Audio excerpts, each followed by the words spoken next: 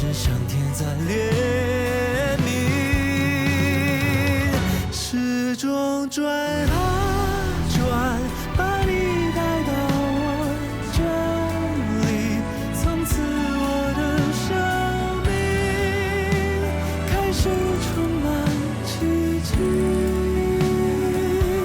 缘分转啊转，把我带到你那里，一档档结的题，辗转轮回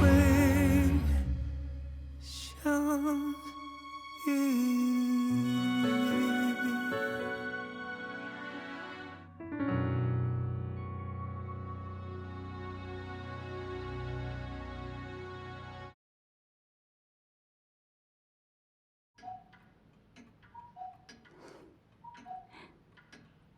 好看吗？好看。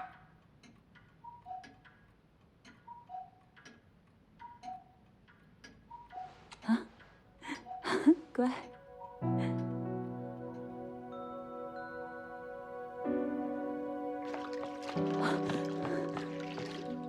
怎么样了？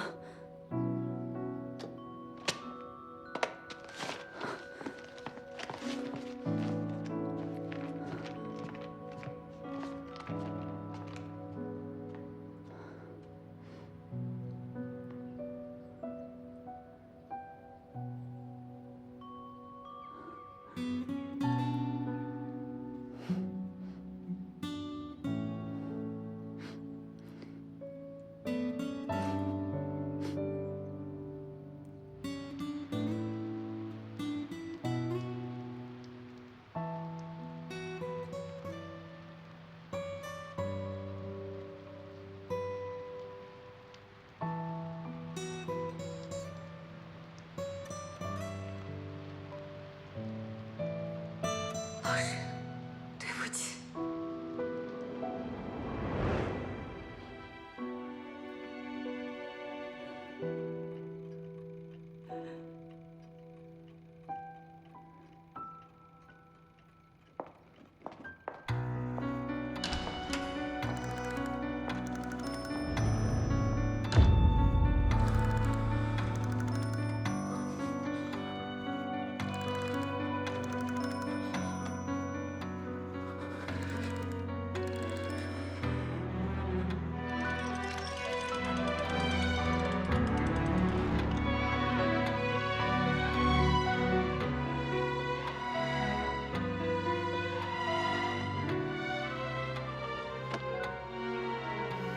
时间的长河里徘徊着往恒里不同的天地，上演着不同的结局。交错的时光里，我突然看见你所有的生命。玲玲，别放弃你的梦想，妈妈永远做你的后盾。时钟转啊转，把你带到我这里，从此我的生命开始充满奇迹，缘分转啊转，把我带到你那里，一档档结的题，辗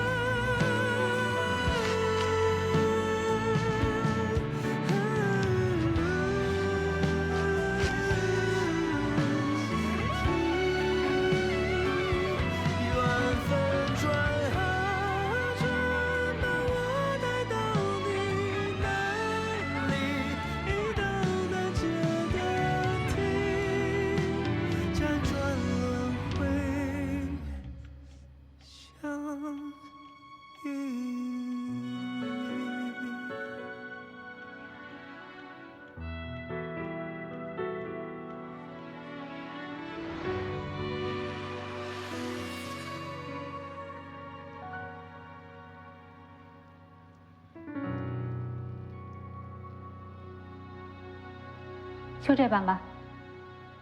您要不要再看一下我那版？我做了一些。夏英，张总，那就这么定了。好，就这样。我送你。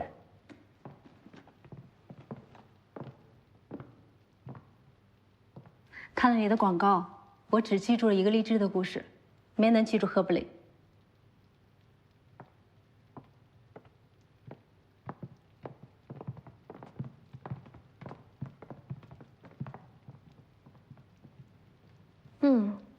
拍摄的角度其实还算可圈可点，但陪伴你人生中每一个重要的时刻，概念不算新颖。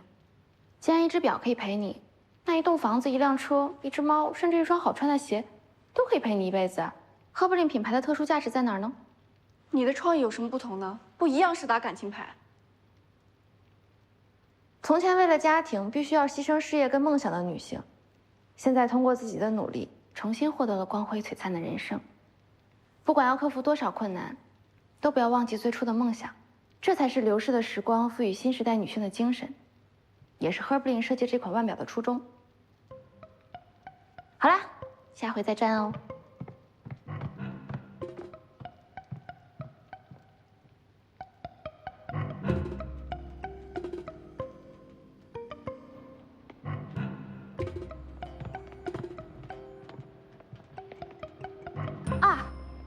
忘了告诉你，吴昕成为代言人的事应该很快就会公布喽。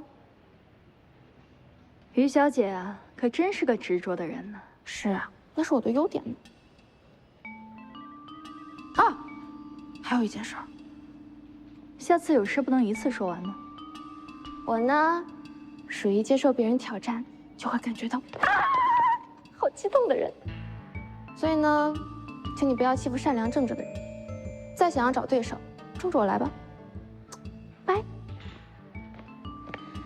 我赢了，我赢了，怎么办？我又赢啦！我赢了，我赢了，怎么办？我又赢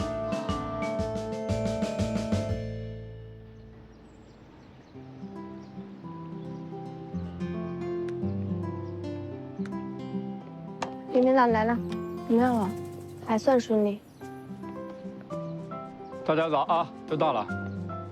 孟导，你怎么来了？我怎么就不能来？哎，谢瑶呢？没来，他怎么没来啊？不知道。我也刚到。谢瑶去哪了？我不知道，那怎么办啊？哎，换摄影师我怎么不知道？没听说呀，这风格不对呀！昨天不都说好了复古系列这？临时换摄影师我怎么不知道啊？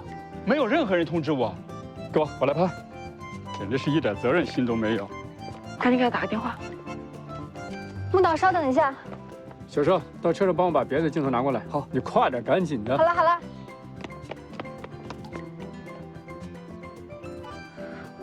稍微来一点点微笑啊。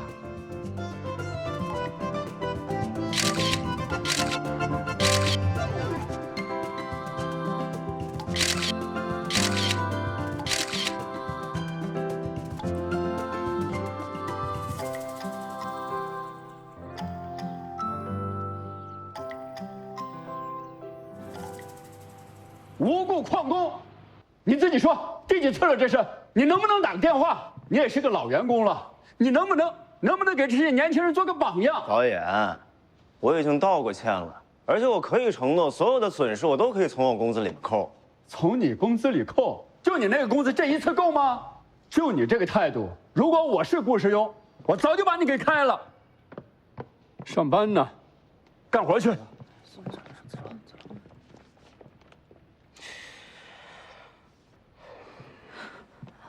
谢瑶，谢瑶，谢瑶，谢瑶，穆导从来没发过这么大脾气，不是说好了要好好说的吗？不是所有人都非得拼了命的工作，我有我自己的私生活，不需要跟所有人都报备。你是真的要离开公司吗？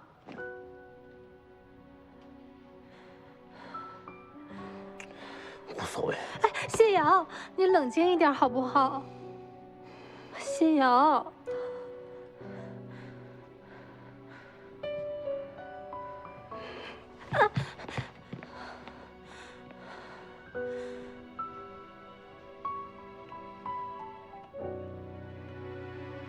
我知道了。就这样。广告拍摄也是重要的工作，谢瑶再用这种敷衍的态度对待，恐怕我没有办法再同他继续合作了。你不是一直很欣赏谢瑶吗？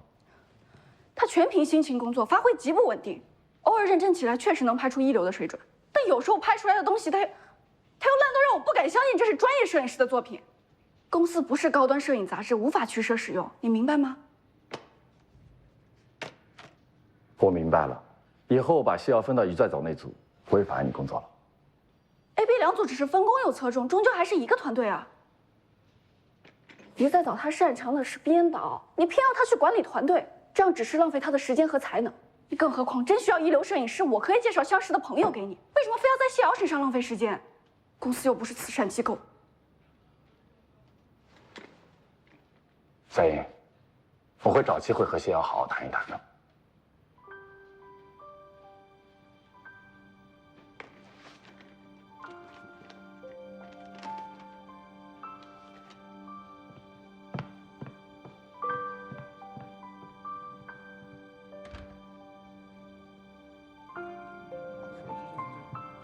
吃的吧？那个财务那边跟我说没报表，还要你好，有点事。正好在周三之前。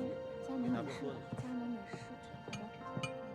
这里再给我一份甜品。您这边扫码。如果顾总要把谢瑶调去你那组，一定要拒绝。我不要他。难得我们能达成一致啊！请你们不要这样。袁编导，能不能请你原谅谢瑶？谢瑶其实助养了2个孩子，那天是一个突发意外，有一个孩子被送去紧急就医了，所以谢瑶才没有到现场。没有广告商投广告，怎么给他开高薪？他拿什么去助养？团队那么多人，谁没有家庭琐事，谁没有难言之隐？但是受人之托，忠人之事，最基本的职业道德他得有吧？再说他是第一回，我对他还不够宽容。再这样下去，谁也帮不了他的殊荣。请你听我把话说完好不好？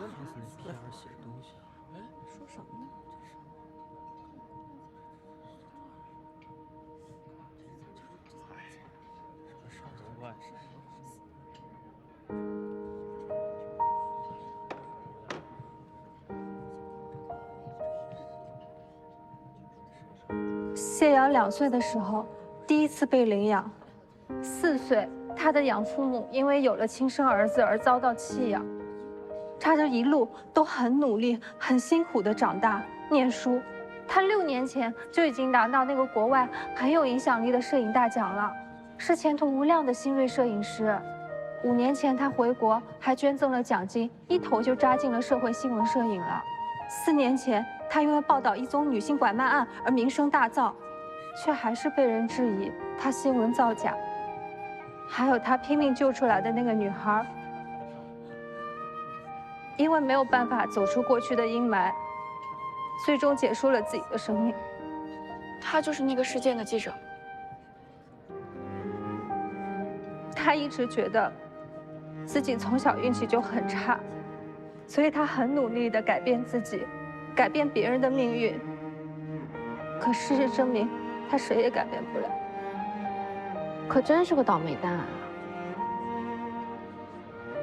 可这世界上也有很多人生来就不太走运的，是不是？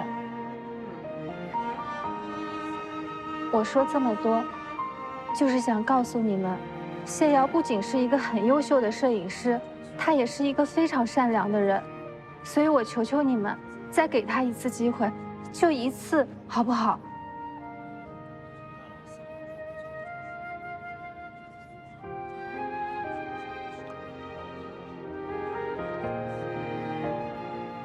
你看，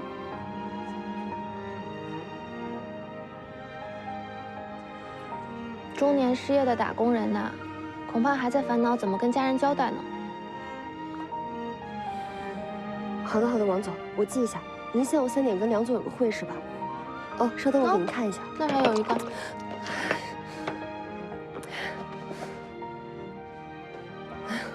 就像海里的泡泡，眨眼间就没了。同他们相比，谢瑶又特殊在哪儿呢？小鱼，你难道就没有过遇到挫折很难过，或是偶尔想要放弃的时候吗？没有哦。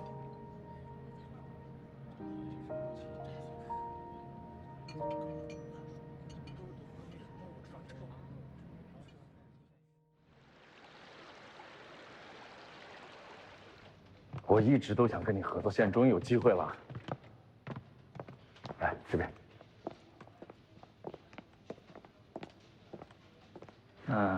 你们先忙，咱们以后有机会再合作愉快，合作愉快。那位是我们之前邀请的著名摄影师，看到了吗？不能懈怠的理由。李在早，跟我上来一趟。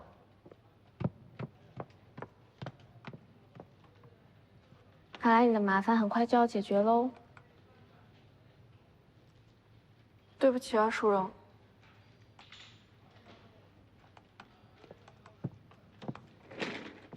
小鱼，小鱼，我求求你，你帮帮谢瑶，她真的很需要你的帮助。我向你保证，她会重新振作起来的。我会用我所有的方法让她重新振作起来的。我求求你了，小鱼，小鱼。那我帮助她算是做好事吗？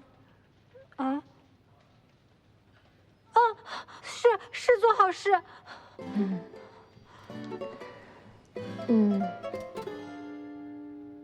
你看，显而易见，女观众更喜欢陶唐，我们需要她回来。那就留下谢瑶。等等，我们说的是同一个话题吗？上次不是你跟袁佳莹说把她调到我的组吗？所有一切的前提是我们有一个顺畅的沟通。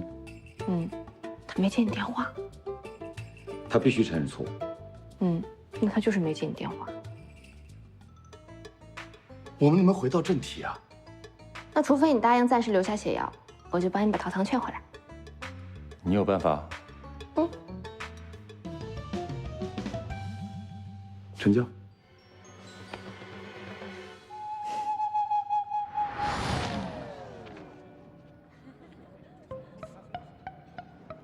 我都已经劝了你1个多小时了，真的没商量吗？你这么无情的对待自己的好朋友，你良心不会痛吗？你说的是为了0.1的收视率就可以出卖我的好朋友吗？每期只出场10分钟，或者客串一下。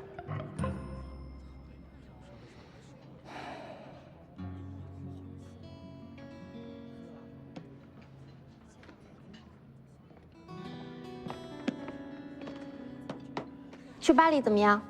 或者北海道？可我还是觉得稻城、呼伦贝尔、长白山更美。世界上哪有比中国更美的地方呢？要么还是去九寨沟吧。你看，你知道了。塞车，哎，我也好想去旅游哦。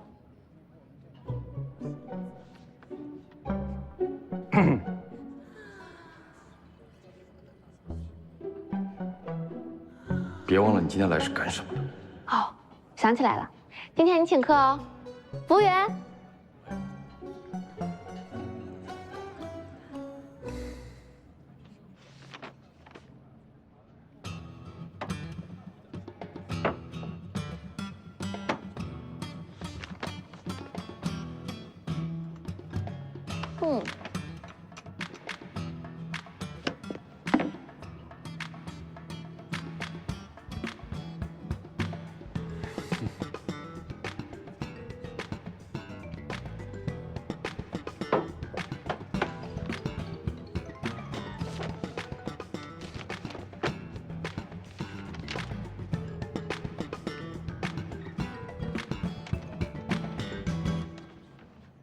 不参加拍摄没关系，可以给我点意见吧？你这画的又是什么呀？我们总是拍采访、拍工作室、拍戏中戏，真的好无聊哦。这次做七七艺术，我要来一个突破时空的 cosplay 大戏。我已经查过了，在新石器时代我们就已经有了七七，舜禹、曾侯乙、庄子、宋徽宗、乾隆帝、永乐帝都跟七七艺术有关。我可以让他们都出现，来一次七气名人大乱炖，一定很好看的啦。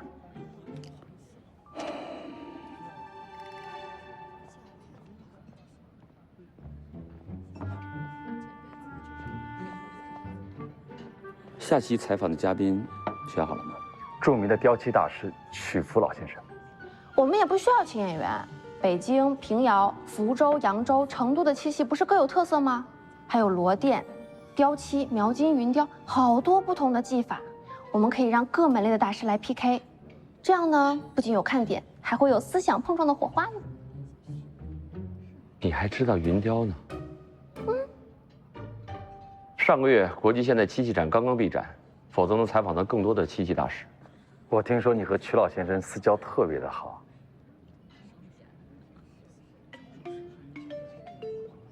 不要 cosplay， 可以。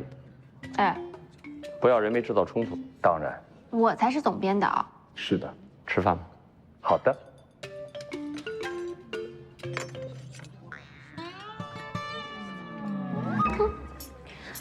天才总是不被庸人理解的。1977年，我国在河姆渡遗址出土了河姆渡朱漆大碗，证明了中国是世界上最早使用漆器的国家，迄今已有7000多年的历史了。北上约。到了唐朝，因为漆器工艺繁复，用料高昂，唐朝的统治者一度颁布了限漆令。然而，品类繁多的中国漆器技艺早已随着日本派遣的遣唐使和东渡的鉴真和尚传到了日本，对于后世的漆器发展产生了非常深远的影响。到了宋代，由于当政者对漆文化的重视，金漆、漆皮工艺绽放异彩，雕漆工艺也日臻成熟。例如桂花纹体红盒便是传世的代表作品。元代在承袭前代漆器工艺的基础上，涌现出了张成、杨茂、张敏德等漆器大师。有元代的铺垫，才出现了明清漆器千文万化、纷然不可胜时的盛况。漆器历时4000余年，乾隆年间，雕漆器物作为贡品，源源不断地送入北京。雕漆是中国漆器艺术的一个重要品类。目前出土的文物研究表明，雕漆艺术产生于魏晋南北朝时期。不同于其他漆器品类装饰产生的平面效果，雕漆更考验漆器师的雕刻和审美水平。他们通过在天然漆料中加入定量桐油，在漆胎上修涂几十层乃至数百层，待层层积累到一个相当厚度，再以刀在漆胎上雕刻出华丽富美的花纹。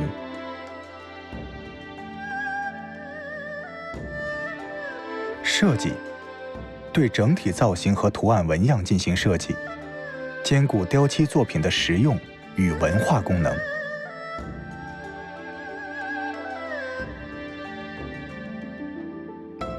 雕刻通常涂修好漆层后，为防漆层变硬，要在4个月内完成雕刻。这也是漆器制作的核心环节，分为上手雕和下手雕。上手针对浮雕部分，分为刺起、片铲、钩5大工序；下手是对锦纹的处理，讲究运笔如刀，一刀到位，磨推。经过3到6个月的天然硬化后，对雕刻表面进一步精化的过程。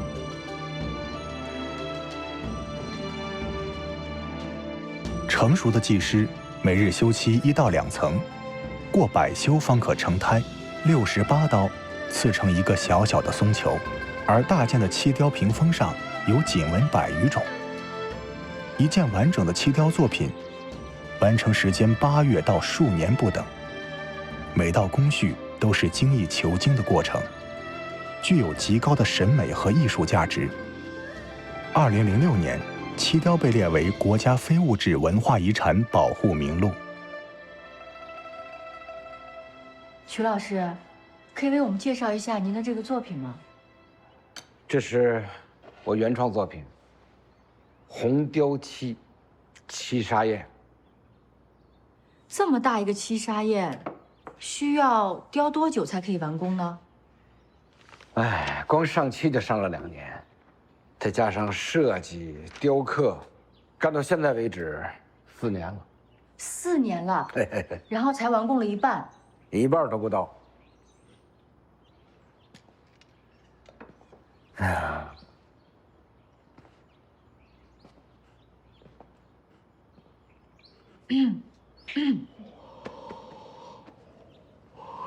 谢瑶，你机器摇下来拍一下老师手部的特写。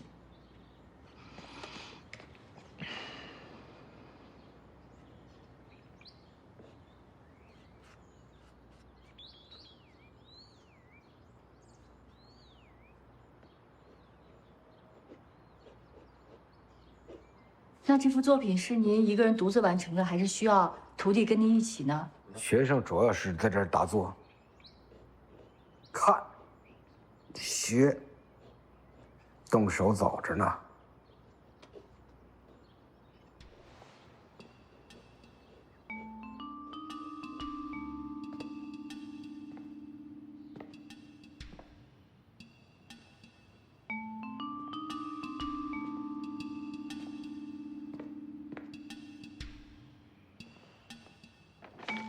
等等，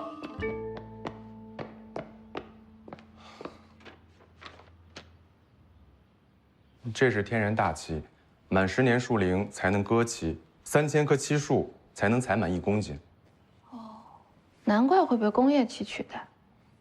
可是你看啊，现在出土的汉代漆器历经千年光亮完好，化学漆又怎么能比得上呢？那我又活不了上千年啊！哎，不可以！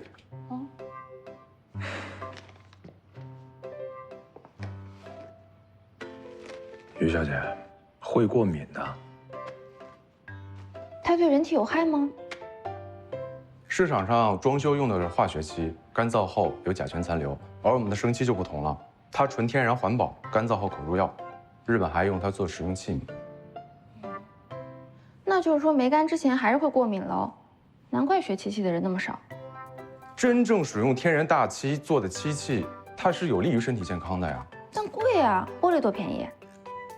艺术怎么能用金钱来衡量呢？那艺术家不用吃饭的。高师兄，那个日本人又来了。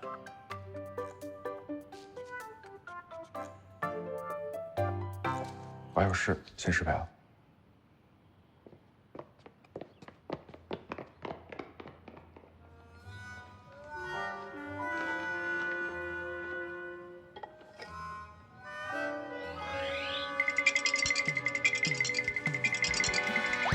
我不觉得刚拍那段有什么问题啊。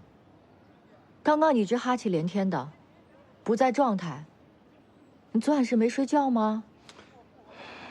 你刚刚该跟的镜头、该摇的镜头都跟不上，都得我来提醒你。等一下进去把那段重新拍一下。但是姐，我觉得咱们节目注重的是故事性和戏中戏的部分，刚拍那段剪出来也就3分钟的时间，应该没有重拍的必要了吧？3分钟，为了3秒钟的完美，穆宗云都可以守1整天。你心里这么想，就说明你轻视这个栏目，轻视你现在干的这份工作。那如果真是这样，你干嘛还要留下来呢？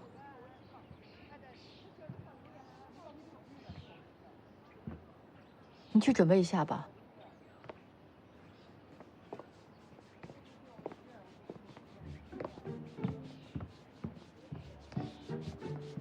怎么了，汪姐？我突然身上好痒。哎，别挠了，别挠了，过敏了嘛。小朱，哎，把我那药包拿过来。别挠了，别挠了，别挠了，别挠了，马上好了啊。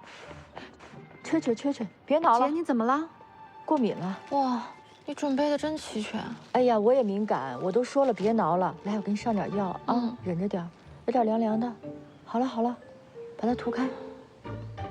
老师啊。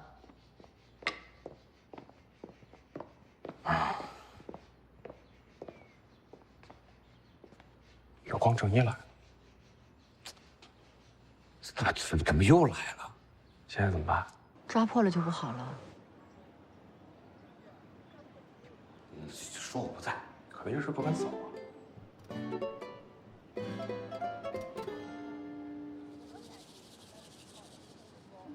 那请他走。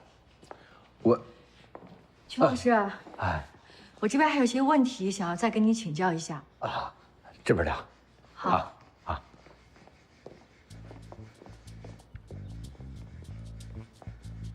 谢瑶，来，跟我过来。整个这幅作品的初衷啊，马上就来。怎么了，王姐？啊，再拍一些素材。你看，您接着说。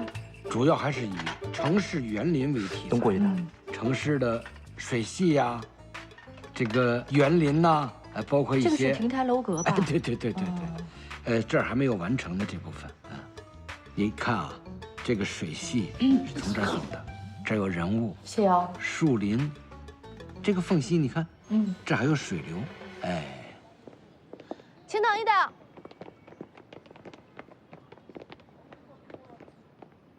京極先生の生徒でしょうか。心を込めてお伺いしますと、京極先生に伝えてもらえませんか。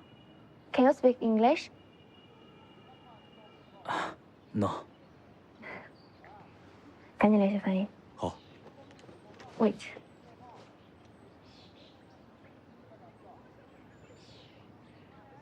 Could you say it again? 请等一等。友光先生。トークンか。はい。ああ、久しぶり。ご無沙汰です。元気か。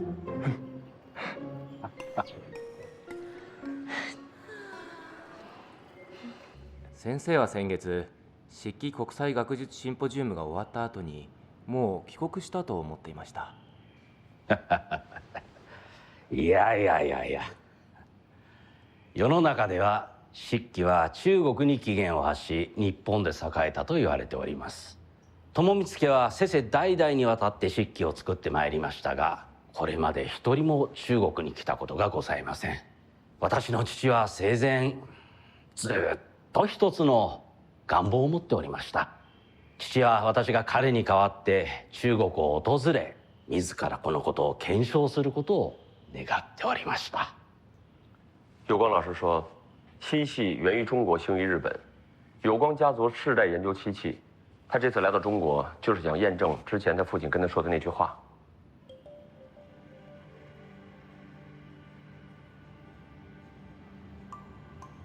什么验证啊？那是公然下战书啊！没错，是向咱们老师挑战。この間、三聖書の兵用、四川省の生徒、江蘇省の幼主、福建省这段时间，他们走访了山西的平遥、四川的成都、江苏的扬州，还有福建的福州，寻找中国一流的漆器大师。一人もいませんでした。可是没有一个人愿意迎接这份挑战。京極先生は彫漆界の巨匠だと伺っております。先生にお会いしに参りました。どうかご自宅。他听说您是雕漆界的泰斗，所以这次专程赶过来，希望你不要推辞。先生の方からご教示をいただければと思いますが、よろしくお願いいたします。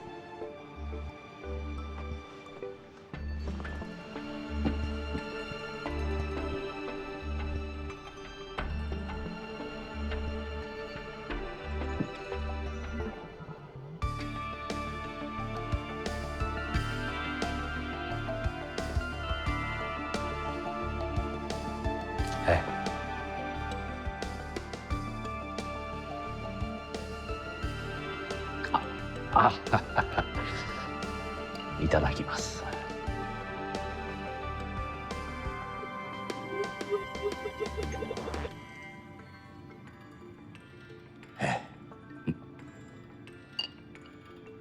我是不会拿作品和你比试的。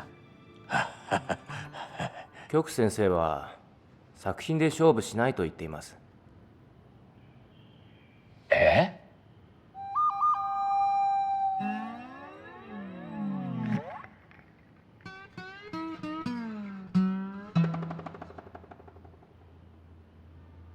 华瑞，非常抱歉让你白跑一趟，我带你们出去。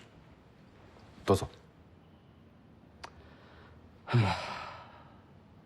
わかりました。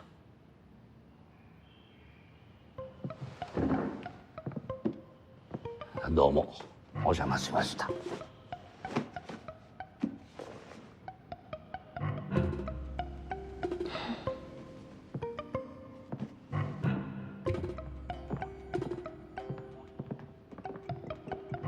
回去干活吧。是。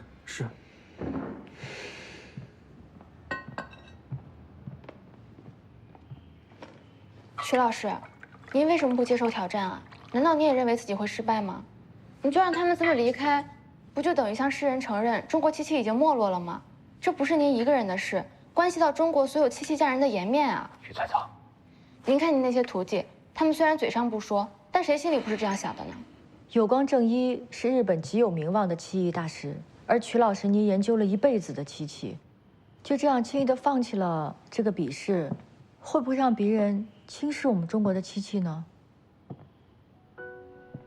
可是毕竟漆器在我们中国有更悠久的历史和传承。对呀。曲老师拒绝，只是谦虚地认为他的雕漆技艺并不能代表整个中国漆器制作水平。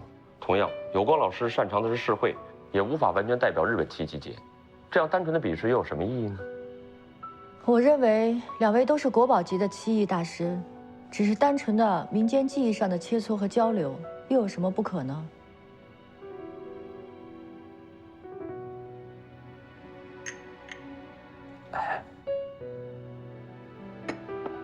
好。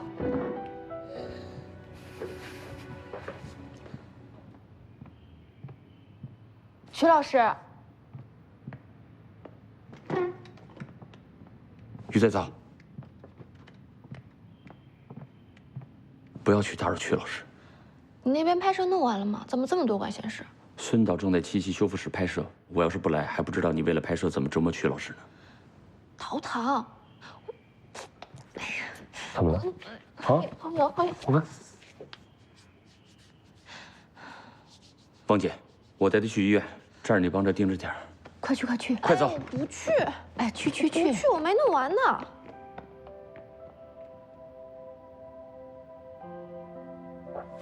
芳姐，我啊，吃饭去吧，休息1个小时。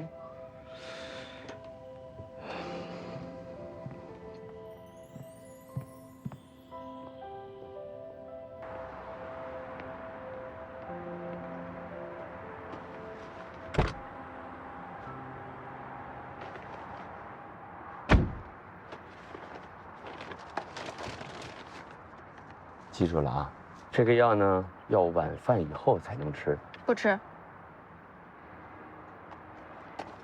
先上药吧。不上。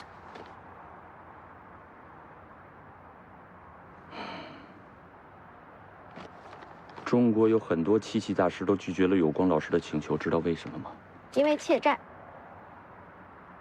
中国是漆器艺术的起源地，赢了胜之不武。相反，如果输了怕丢脸嘛。艺术的世界里面没有第一，不同流派有不同的风格，它又不是考试，永远没有正确答案的。博物院分1、2、3级文物，还有镇馆之宝呢。区分的时候你怎么不说没有标准答案啊？60分和90分能分高下，那水平不分伯仲呢？都是当代的漆器大师，那决定胜负的1分谁来评定？观众投票啊。哦，亏你想得出，是否还要平均分配中日观众比例啊？我就知道你会胡闹，所以才来盯着你。总之，不允许你再去骚扰曲老师。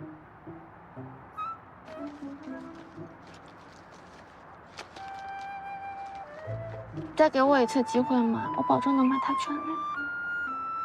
不行。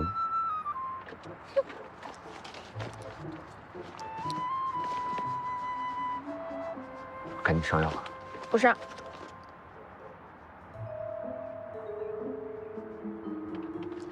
不过，我好像还有一个办法。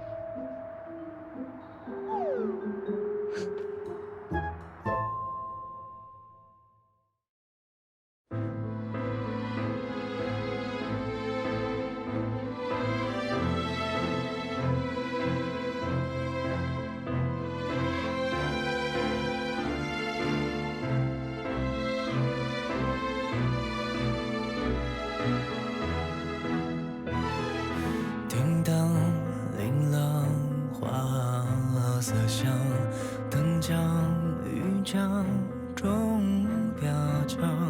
此曲放满腔，歌词绚烂香，同饮着一条江，各泛出几层浪，分章如霜，披披望，明堂虚香为红墙，钟影有两方，飞舞百去敦煌，在古人的地方塑造戏的模样，用一声长语出千古绝唱，让专注浇灭这